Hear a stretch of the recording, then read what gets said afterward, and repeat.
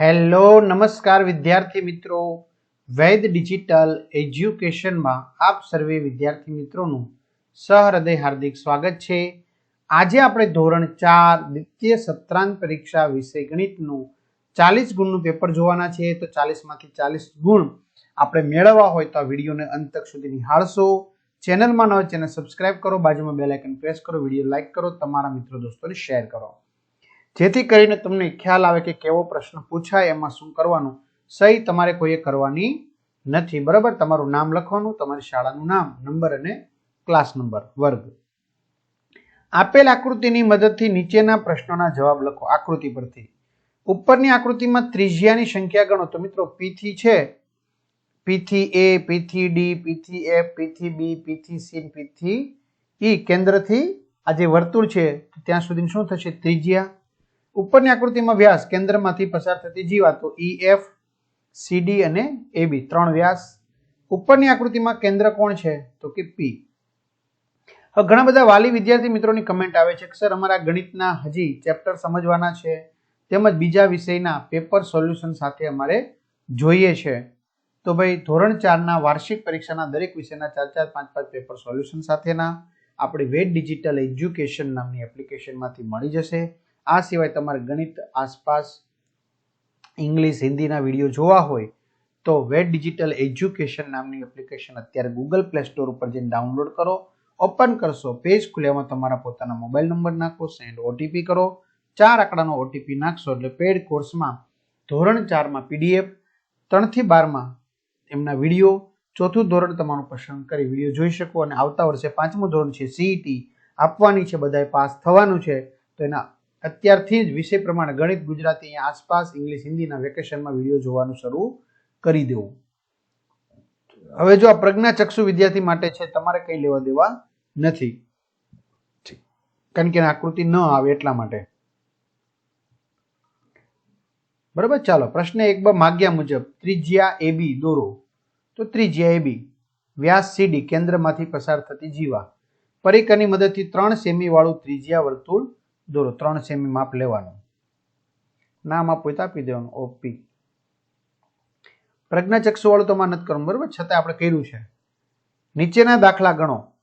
માહી પાસે 1 metre ribbon છે, તેમાંથી અડધા ભાગની રિબિન તે દિયાને આપે છે, તો તેની પાસે કેટલા સેમી રિબિન બચે?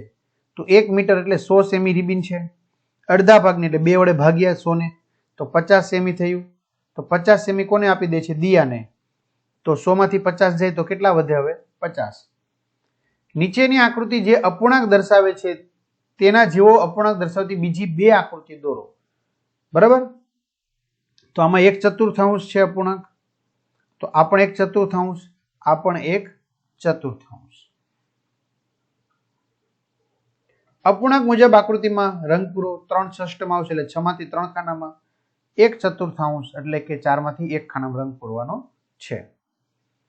પેટર્ન પૂરી કરો। લો હવે આ ઉપર નીચે આ બાજુ આ બાજુ થઈ ગયું। અહીંયા પેટર્ન પૂરી કરો। લ્યો પેલા 2 છે, પછી 3 ઊભા અને આડા એમ। દાખલા ગણો। એક ખોખામાં 70 સાબુ સમાય છે, તો આ 15 ખોખામાં કેટલા સાબુ સમાઈ શકે?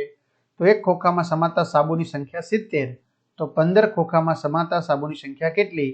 તો 15 ગુણ્યા 70, બરાબર। એકમ દશકની શૂન્ય, 1 ગુણ્યા 0 એટલે 0, 1 સત્તું 7, 5 ગુણ્યા 0 એટલે 0, 5 સત્તા 35, સરવાળો કરતા 1050 આવશે। સીમાએ બજારમાં વેચવા માટે 1500 પેન બનાવી, તે 5 પેનનું એક પેકેટ બનાવે છે, તો કુલ કેટલા પેકેટ બનશે? 5 પેનનું એક પેકેટ, તો 1500 પેનનું કેટલા પેકેટ? તો 1500 ભાગ્યા 5, 5 તેરી 15, પાછળના 2 શૂન્ય। સીમા 300 પેકેટ બનાવશે। રૂપિયા 2000 ની ખરીદી કરવા માટે રૂપિયા 500 ની 4 નોટની જરૂર પડે। 50 ના 3 ગણા એટલે 3 વડે ગુણવાનો, 150। જોડકા જોડો 10 વત્તા 15 કિલોગ્રામ એટલે 25 કિલોગ્રામ, 25 કિલોગ્રામ એટલે 25000 ગ્રામ।